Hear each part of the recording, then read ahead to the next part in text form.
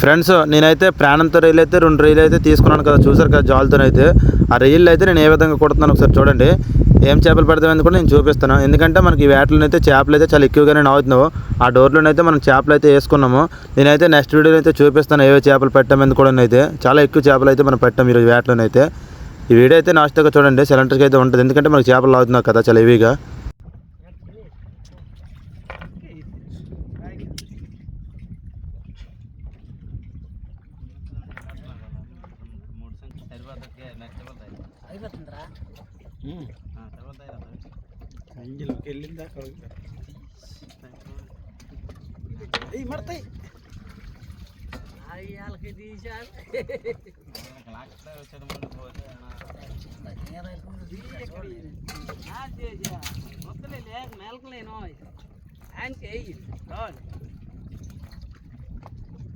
ఆ చేపల్లో అయితే తప్పించుకొని ప్రాణంతో ఉంటుండగా మనం డోర్లో పడేయాలి. అప్పుడే ఫ్రెష్గా ఉంటాం. మార్కెట్లోనైతే రేట్ ఎక్కువగా వెళ్తుంది.